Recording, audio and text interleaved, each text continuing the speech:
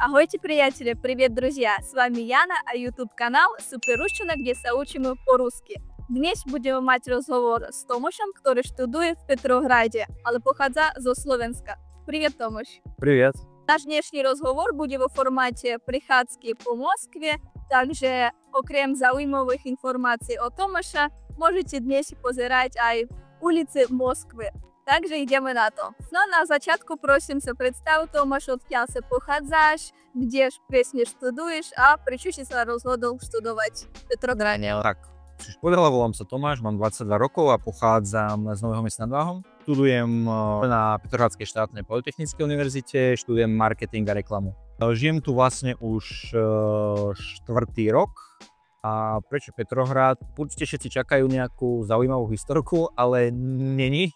Chcel som ísť buď do Moskvy alebo do Petrohradu ako väčšina. Nejakou vyraďovacou formou to vyšlo na Petrohrad. Nemôžem povedať, že to bol nejaký sen vyslovený do Petrohradu.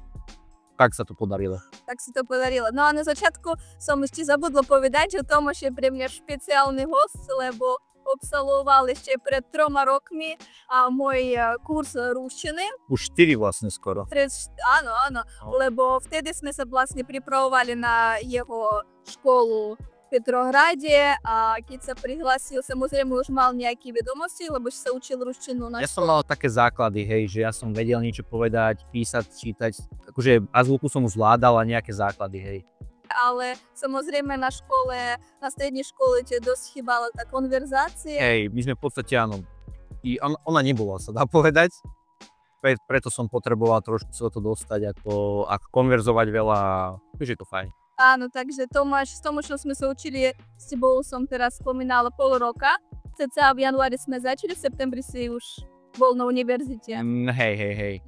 Takže to je moja hrdosť, lebo vlastne teraz Tomáš rozpráva tak po rusky, že by som nikdy nepovedala, že nie je Rus, lebo rozpráva fakt, že skvelú ručinu, žiadny prízvuk nemáš, takže super.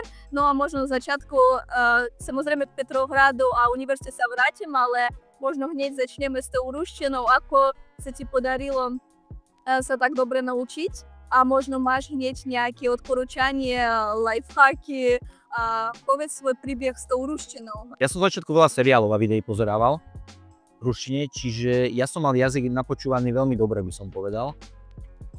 A čo sa už týka samotnej mojej ruštiny, ja mám strašne od decka taký problém, by som to nazval, napríklad aj v škole. Keď som dobre nerozprával po anglicky, ja som sa strašne handol rozprávať. To majú veľa. Hej. A tým, že ja som nejako nechcel moc vyčnievať so zlým jazykom v škole, tak ako som vlastne jediný cudzinec u seba v triede, tak mňa strašne veľa opravoval z začiatku. Preto som sa tak dosť snažil v tomto a celkom sa to na mňa nalepilo potom už rýchlo. Môžem povedať, že prvý rok bol taký horší. Spamätám, že som sa tam normálne pripravoval, ja som na Google Translate si normálne písal ruský text a som počúval, kde je prízvuk. Ja. Aby som s prízvukom to bolo asi najhoršie. Čo sa týka jazyka, prízvuk pre mňa osobne najhoršie, čo bolo. Nič horšie nebolo. Teraz máš hlas. Gramatika v pohode bola viac menej všetko, ale ten prízvuk, to dlho trvalo strašne. Lebo v tej ruštine niekedy prízvuk na takých slabikách, kde pre nás Slovákov je to veľmi neprirodzené, by som povedal. Nepravidelný. Dobre, tak ideme na prechádzku a pokračujeme náš rozhovor. Teraz sa inak nachádzame na ulici Nikolskaja. Bol si tu už niekedy? Bol som, hej.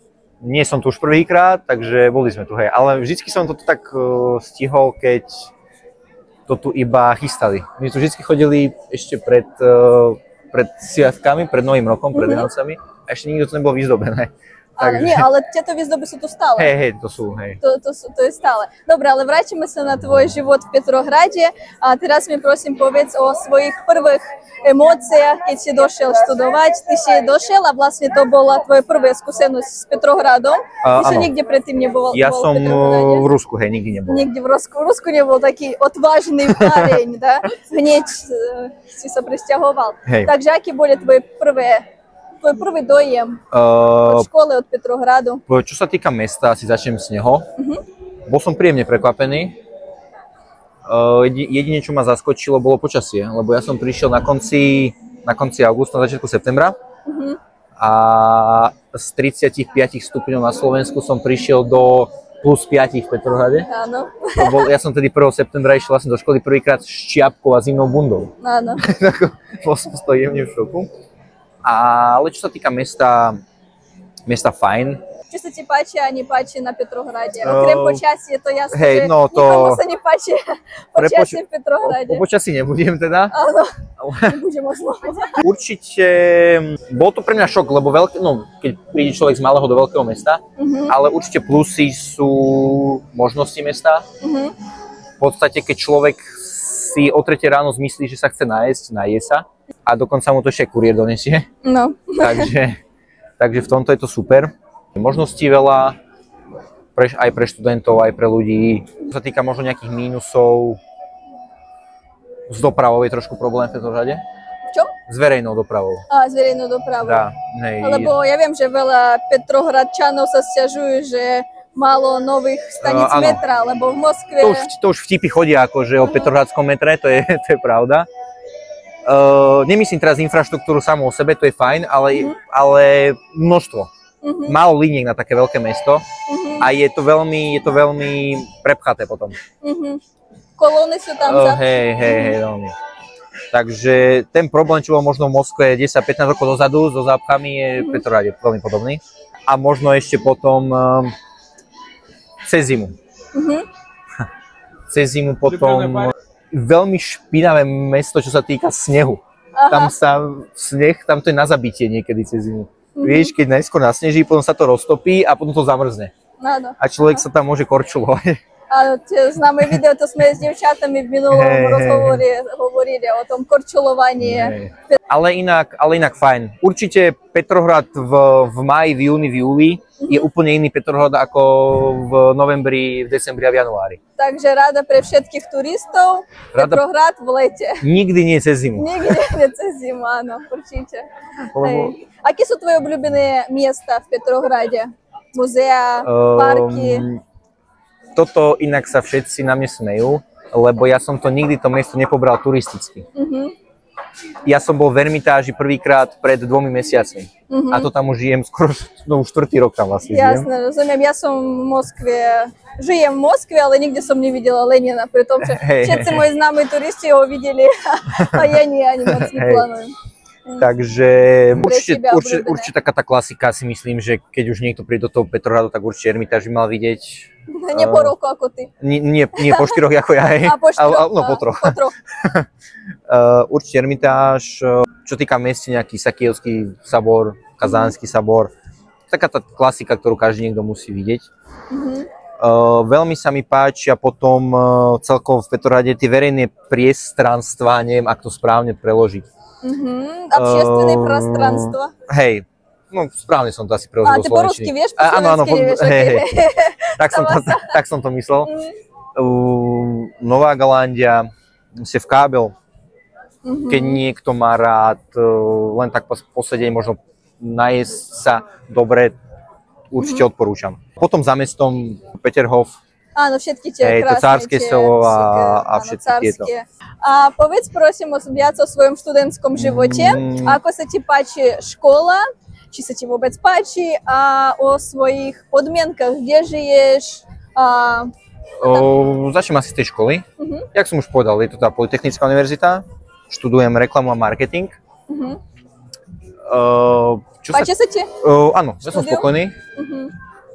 Sú určite rozdiely oproti Slovensku, čo sa týka vysokých škôl. Toto je dobrá otázka. Aké sú rozdiely oproti ruské a nechcem to teraz porovnávať kvalitovo, skôr tak celkovo ten systém. Jak by som to povedal? Slovenská vysoká škola je taká, že ťa ten systém tak, ako to správne povedať, človek je tam tak sám na seba odkazaný, že všetko si musí sám riešiť. No ty to asi sama tiež vieš. Ja to viem, lebo pre mňa to je celkom, neviem, či správne porovnávať, lebo v Rusku som študovala na štátnej univerzite a na Slovensku na súkromnej. Tak na súkromnej, samozrejme, na Slovensku som mala úplne taký pocit, že študujem na kurzoch, lebo No lebo že to bolo veľmi také slobodné, voľné a mne sa veľmi páčilo aj na Slovensku študovať, ale v Rusku napríklad my sme mali veľmi taký silný študentský život, hej, že my sme mali furt nejaké udalosti, nejaké konferencie, všetci učitelia dosť akože chceli, aby sme sa zapojili do všetkých tých udalostí, že taký silný študentský život. Okrem toho sme mali, ja som napríklad robila aj športové nejaké súťaže na tej škole v Rusku, lebo to bolo také, že dobrovoľne povinné. To je presne to je presne hlavný rozdiel, lebo na Slovensku je to také, že chodíš na prednášky, chodíš na prax a to je akože všetko ako keby. Ale je to super, že máš možno viac voľného času a môžeš aj pracovať. Je to už také, ako keby berú do úvahy to, že človek je dospelý a že tam chodí preto, lebo chce. Nie preto, lebo musí.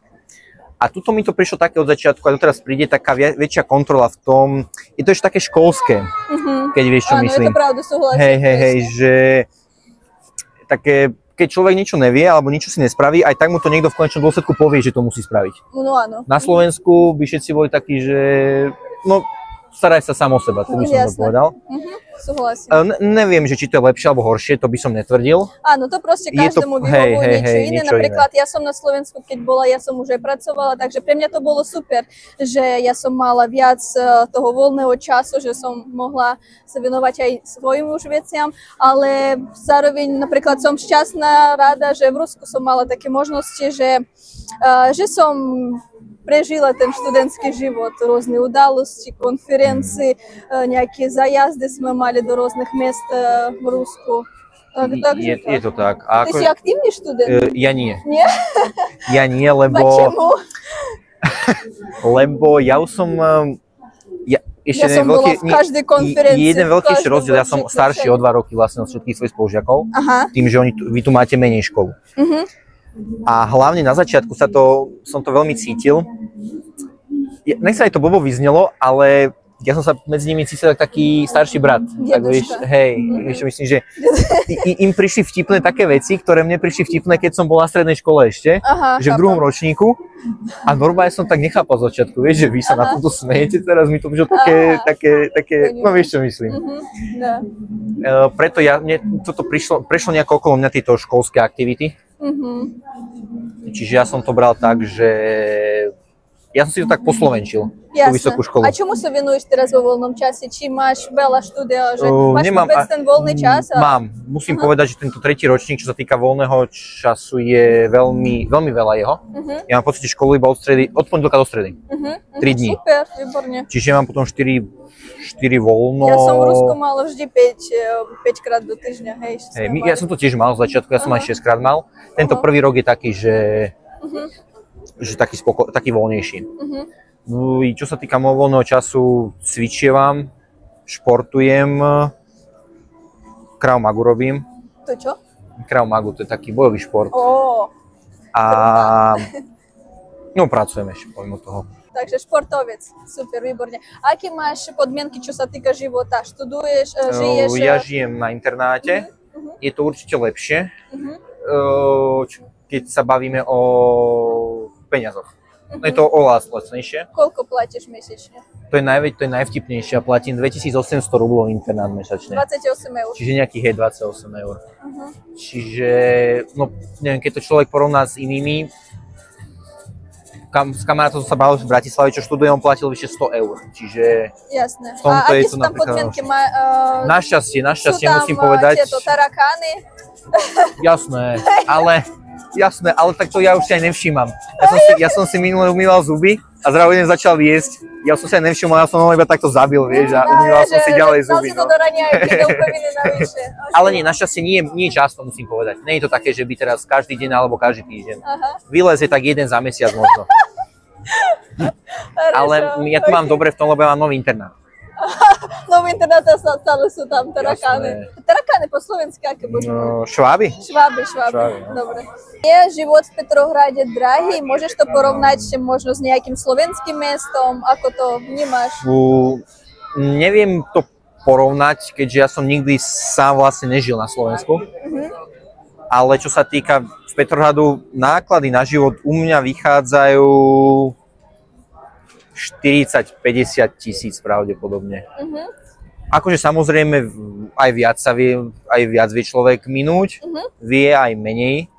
U mňa tak vychádza 40-50, ale tak ja neplatím si byt vlastne. 400-500 eur, takže platíš tých 28 eur za internát, plus jedlo, fitko, zabavy. Hej.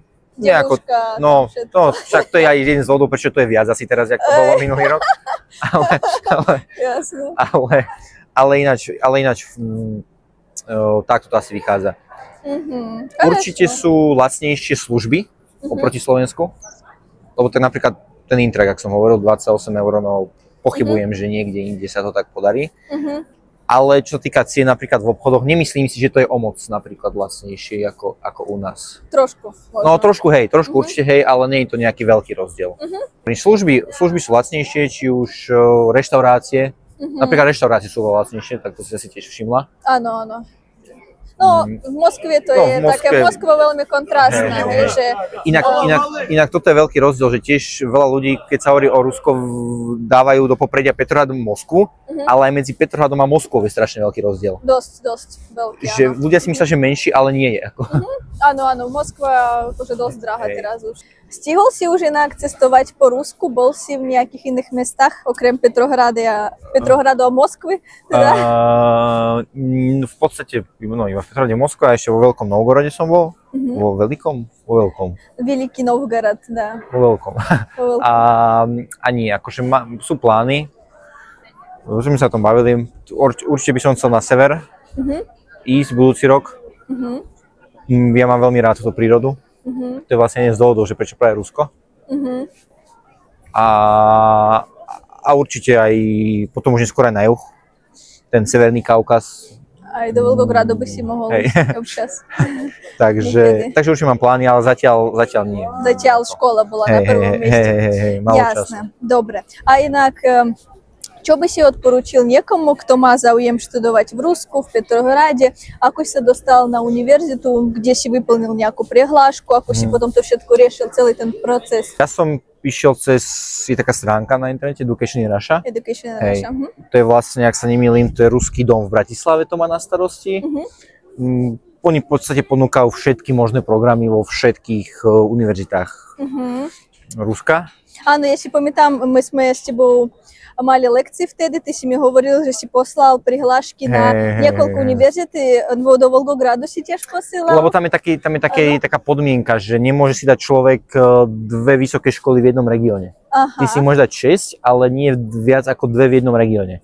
Môže si dať človek dve v Petrohrade, dve v Moskve a potom ešte po jednom inde. Takže preto mi to vyšlo ešte na... Ja som si dal tuším ešte Volgograd a Vladivostok sa mi zdá. Áno, Volgograd, ja si pamätám, že som bola prekvapená, že moje rodné mesto si zvolil. A to skôr tak zhoda náhod. No jasné.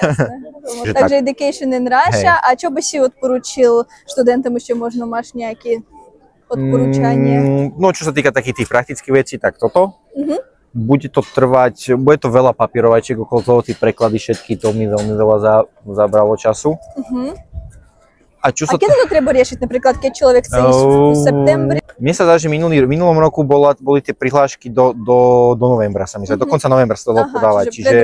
Čiže vlastne, keď si človek od septembra, tak už vlastne pred tým rok v novembri by to mal riešiť. Keď sa ide napriamo cez školu, dá sa ísť napriamo cez školu, ale tak to už sú iba potom platné programy. To sa dá aj dlhšie. Tam to býva spravidla až niekedy do marca, do apríla. Ale tak skôr, hej, už tak, keď už niekto chce ísť, že vie, že chce ísť, tak už by som tak rok dopredu určite začal pomaličky riešiť. Nech si to každý poriadne rozmyslí, aby to zbytočne nerobil. Inak teraz sa nachádzame na Červenom námestí. Krásna je plošať. Bol si to už niekedy? Bol som, ale paradoxne, ja som vlastne sa sem dostal prvýkrát, keď som bol tretíkrát v Moskve, lebo dvakrát to bolo zavreté. Áno, prečo? Lebo tu prvýkrát bol 4. november, sviatok. A teraz tu, pozri, pripravujú prehliadku na 9. mája, deň víťazstva bude a pripravujú teraz tu. A ešte sem sa chystám niekedy.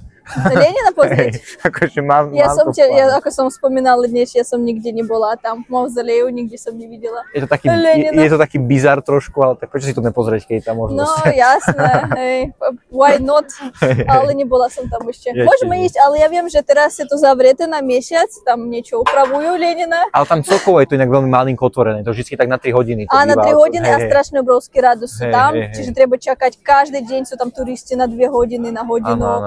A moji turisti tam boli, hej, že všetci skoro, kto príde na môj zájazd, tak tam idú vo voľnom čase. No, a ja som ešte nebola. No a na záver by som sa chcela spýtať, aký máš ďalej plány, či plánuješ teraz zostať v Rusku? Tak ja mám ešte vlastne rok bakalára, lebo oni to dlhšie, ako my, to sú 4 roky. Áno, v Rusku 4 roky, na Slovensku 3. Som potom viac naklonený možno tú Moskvu skúsiť magistratúru. Odporúčam. Chcel by som skúsiť niečo iné. A čo sa týka po škole, neviem zatiaľ. Tak celkovo som skôr naklonený návratu, ale na to máme také osobné dôvody. Neviem si asi predstaviť dlhodobo žiť mimo Slovenska. Lebo rodná je zemľa, radnoj nie je to úplne tiež takto predstaviť, že dlhodobo teraz, že celý život žiť niekde inde. Ja súhlasím napríklad aj moje osobné skúsenosti, že ja by som akože podľa mojich osobných skúseností, ja by som mladým ľuďom určite by odporúčala študovať niekde inde, vyskúšať tú školu niekde v inej krajine, je to super. Niekomu sa tak bude páčiť, že budú chcieť zostať, ale napríklad ako som ja som veľmi rada, šťastná, že som študovala na Slovensku, ale ten dom, akože to ma tiež tak ťahalo naspäť domov. A napriek všetkým komplikovaným veciam, ale každopádne proste radnoj dom. Hej, súhlasím. Ja som to tiež tak mal, že ja som primárne neodchádzal preto, lebo som chcel opustiť krajinu, alebo že vyslovene som mal od malička sen ísť do toho Ruska. Skôr to bola také okolnosti tak zišli, aj moje taká nejaké... škola života. Hej, že chcel som skúsiť ísť zahraničí a tak som nejako prišiel sem vlastne. Takže preto ja som spokojný. Ale máš ešte na to čas. Ale máme ešte na to čas nejako minimálne riešiť. 3 roky. No 2-3, riešiť nejakú budúcnosť, takže uvidíme. Dobre, ďakujem ti veľmi pekne za rozhovor. Spasibo, že ty našiel время. Ja tiež ďakujem. Да, aj vám ďakujeme za pozornosť. Nezabudnite podporiť môj kanál лайком a odbером. С вами была Яна Томаш, YouTube канал Супер Русщина. Всем пока-пока. Пока. Ahojte.